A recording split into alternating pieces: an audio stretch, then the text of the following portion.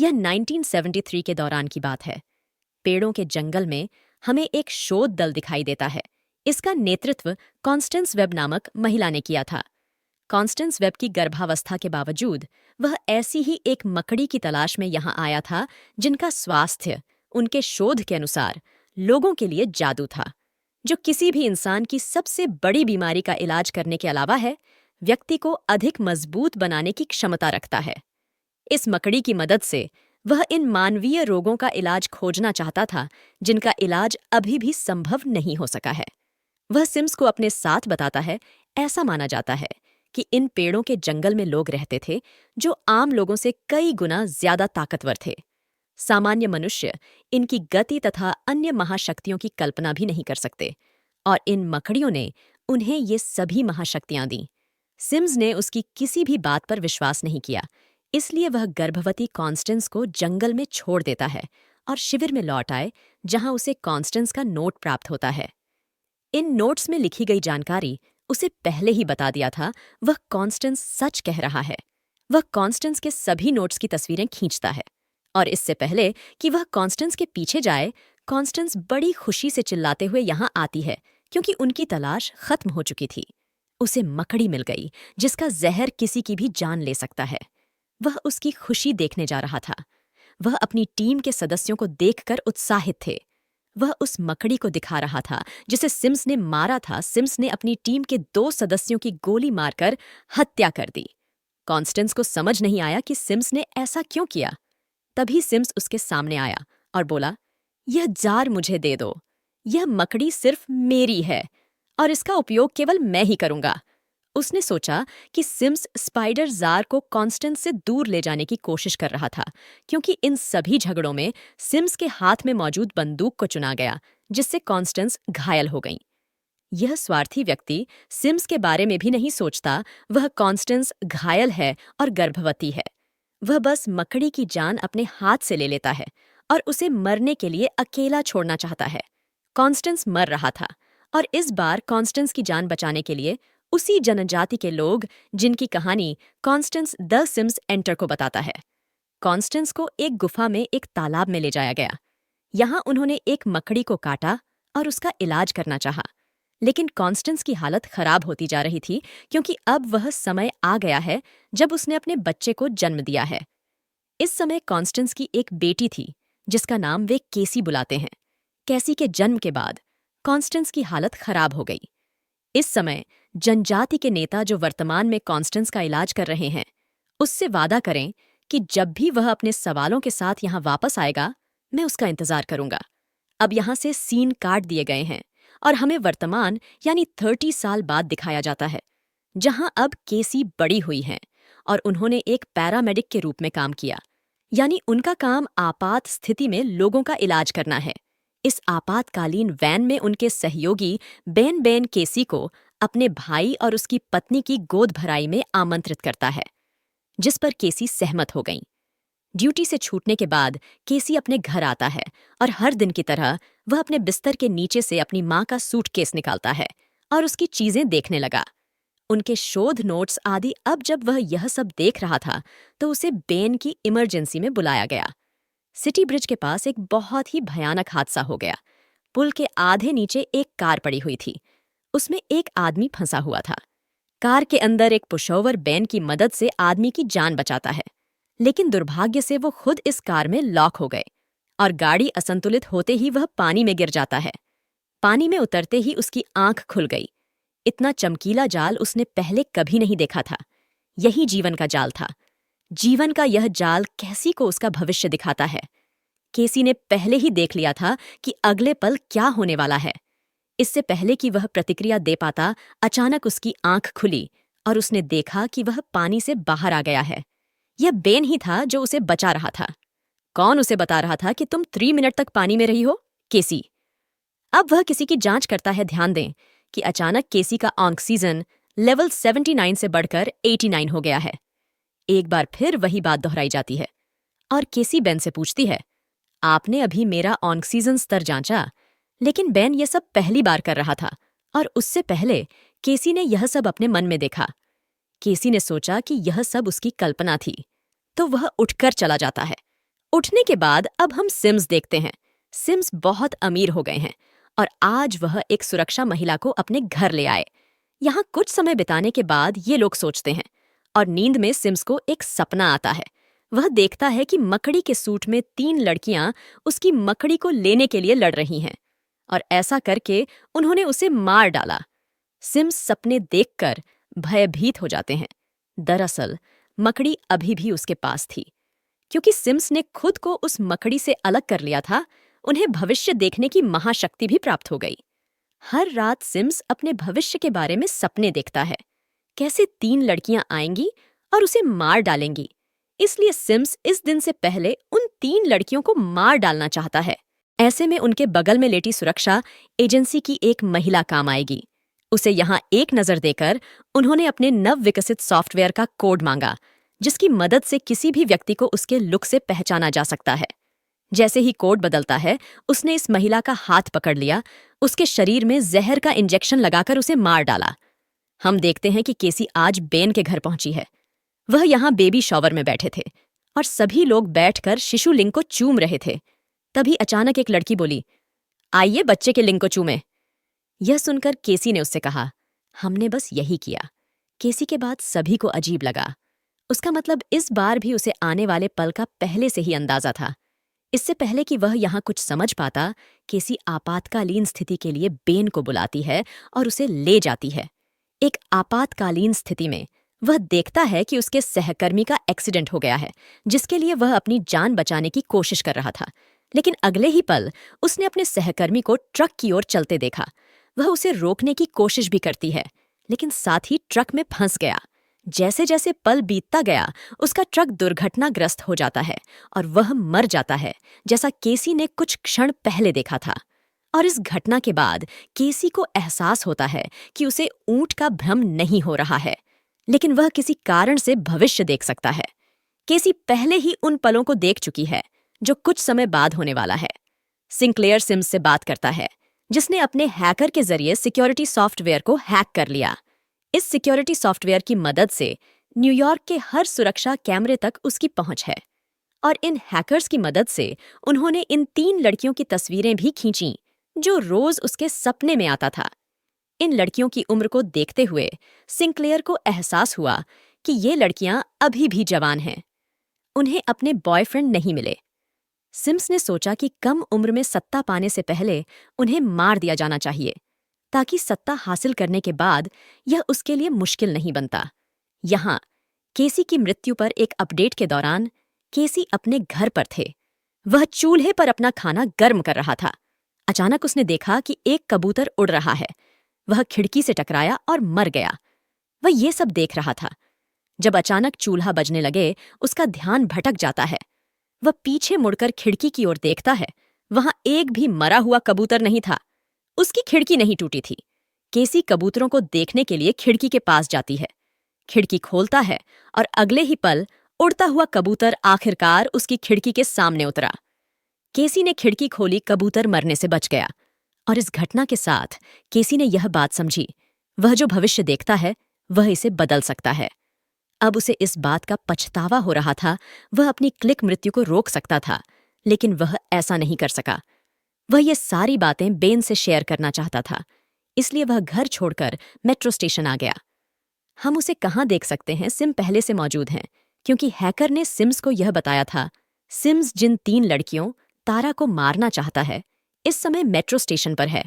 यहाँ जो भी इन 3 लड़कियों की ट्रेन में बैठा, वह इन 3 लड़कियों के चेहरे देखकर उनके चेहरे देखो। वह आदमी जो केसी के दिमाग में इन 3 लड़कियों को मार रहा था, वह सिम्स नहीं है।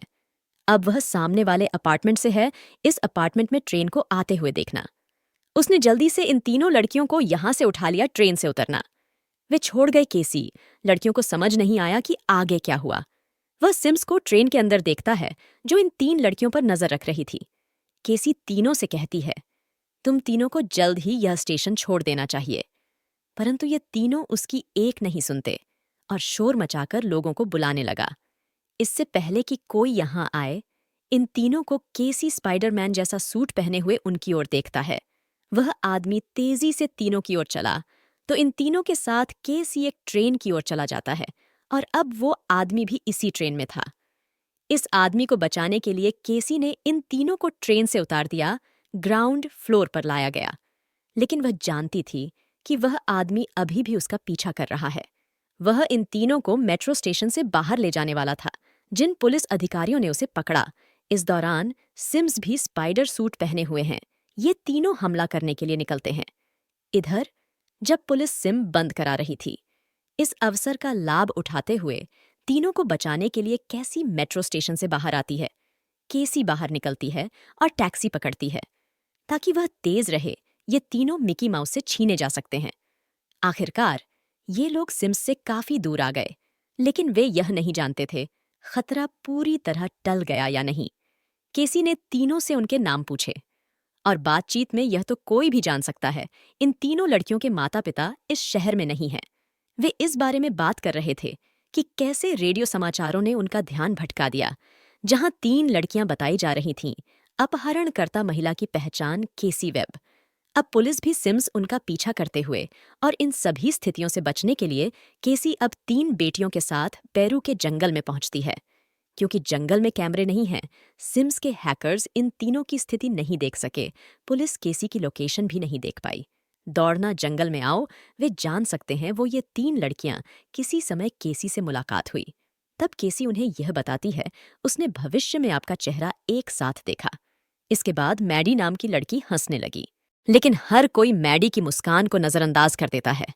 और जूलिया ने ऐसा कहा, वह आदमी छत पर मकड़ी की तरह चल रहा था। उनका ये झगड़ा किसी का मन ठंडा कर दिया। कैसी को अब याद आने लगा था क्या लिखा था उनकी माँ के नोट में। इसलिए वह उनसे ऐसा कहता है वह 3 घंटे में वापस आ जाएगा। लेकिन 3 घंटे के लिए भी यहां से निकलने की कोशिश मत करना। वह तुरंत घर जाता है और अपनी माँ का नोट खोलता है। ये मकड़ी जनजाति के लोगों के बारे में लिखा गया था जो हमने अतीत में देखा है। दीवारों और छतों पर चलने के अलावा इन लोगों में भविष्य देखने की क्षमता थी।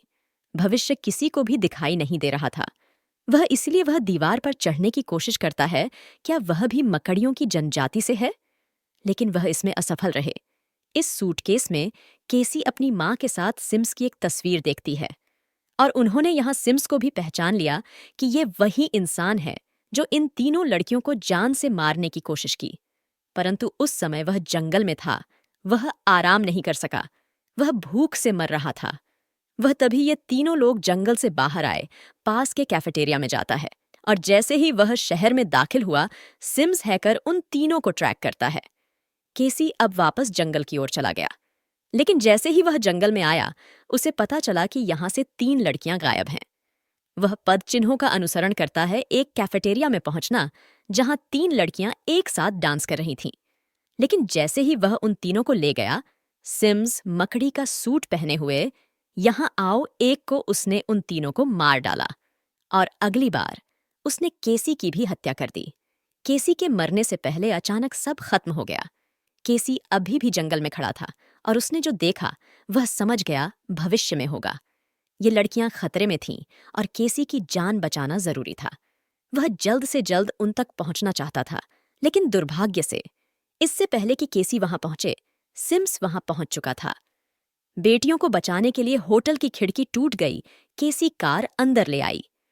उसने सिम्स को कार से जोरदार टक्कर मार दी और कार में बैठी 3 लड़कियों की ओर इशारा किया। जैसे ही केसी 3 लड़कियों को बचाने के बाद जाने वाली थी, सिम्स किसी तरह कैसी का हाथ पकड़ लेता है। किसी का हाथ पकड़ना केसी में अपना जहर इंजेक्ट कर रहा था। केसी ने 3 लड़कियों को बचाया। यह बात सिम हैकर ने उसे बताई।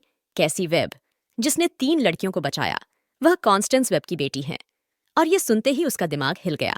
फिलहाल एक होटल में 3 लड़कियां आईं, लेकिन तीनों लड़कियों के माता पिता नहीं हैं।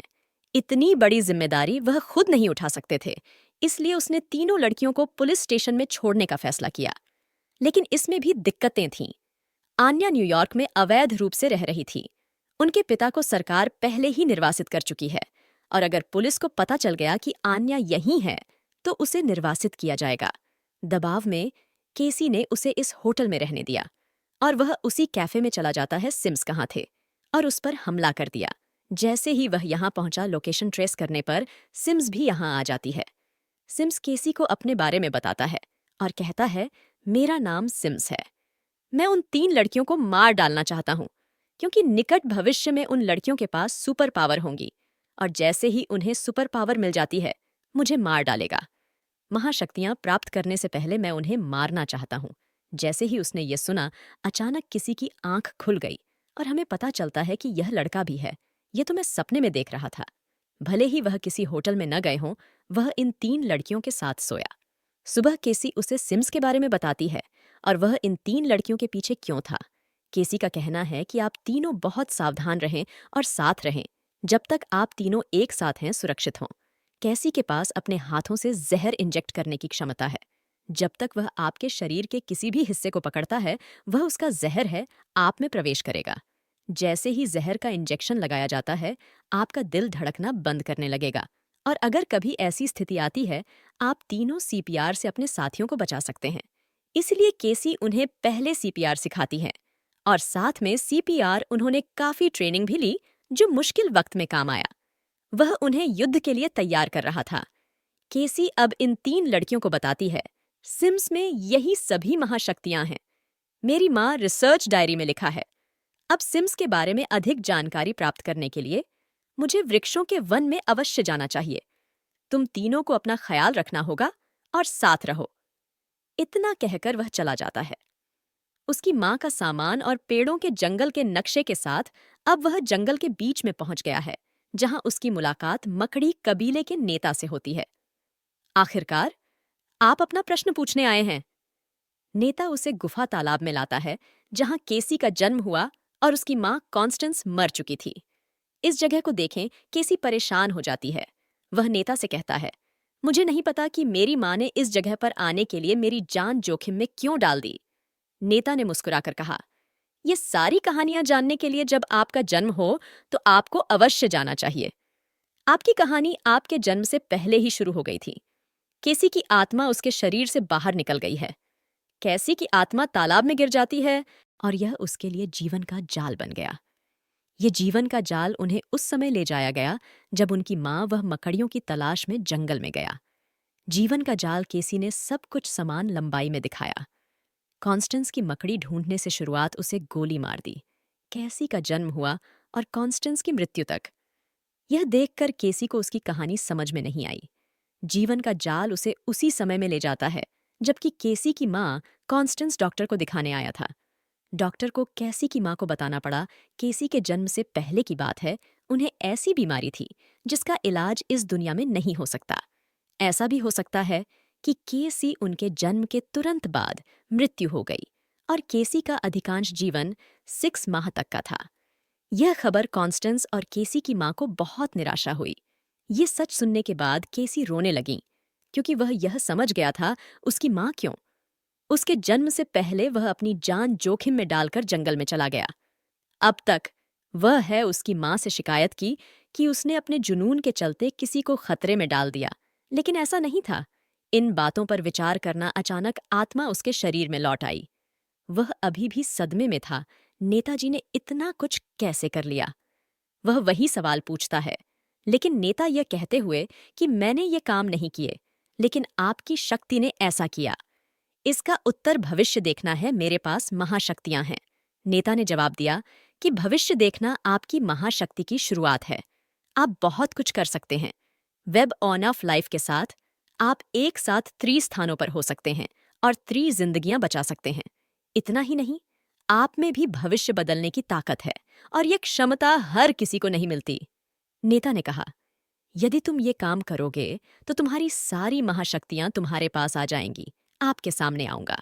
सीन कट कर शहर में शिफ्ट हो गए सिम्स अभी भी कहाँ हैं। उन लड़कियों के बारे में कुछ न जानकर बहुत गुस्सा आया। जाने से पहले ही पता चल जाता है, केसी ने तीनों लड़कियों को बेन के घर पर छोड़ दिया।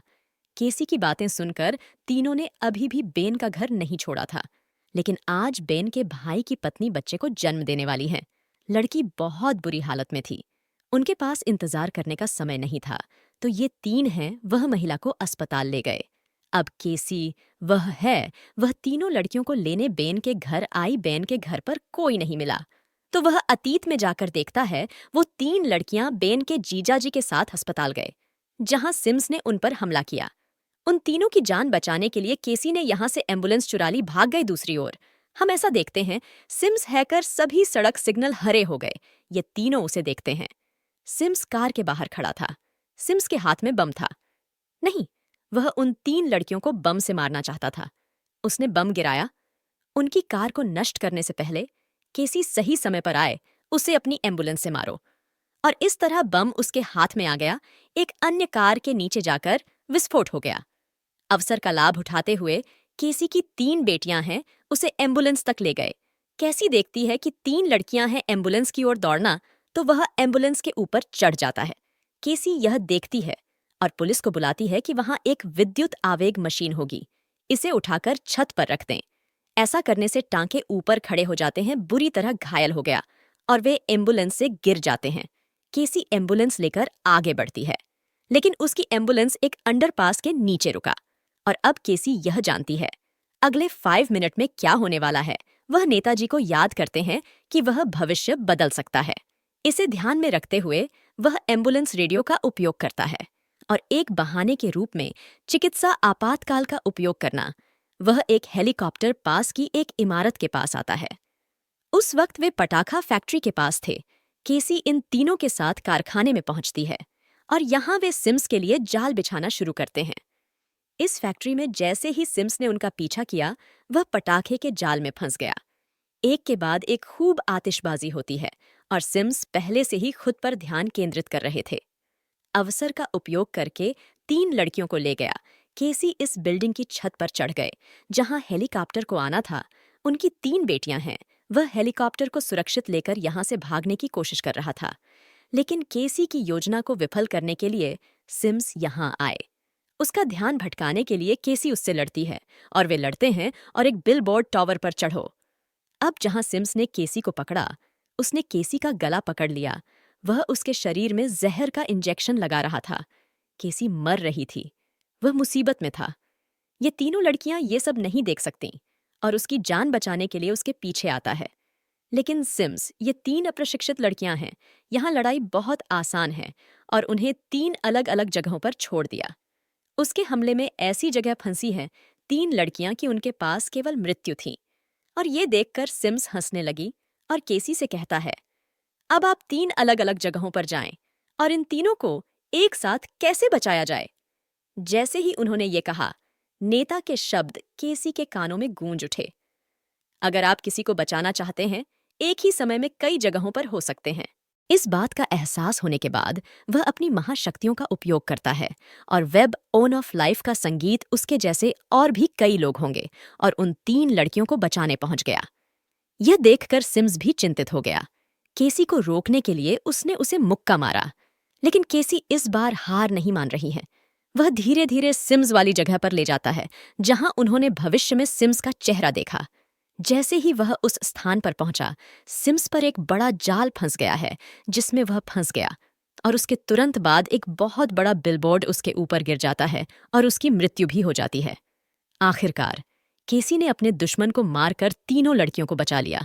लेकिन बुरी बात यह है, जैसे ही बिलबोर्ड गिरा, लड़ते लड़ते केसी खुद पानी में गिर गए। हमें केसी के शरीर से एक रोशनी निकलती हुई दिखाई देती है और अब वह डूब रहा है। इस समय केसी को बचाने के लिए तीनों लड़कियां पानी में कूद गईं। बहुत परेशानी में उन्होंने केसी को पानी से बाहर निकालते हैं।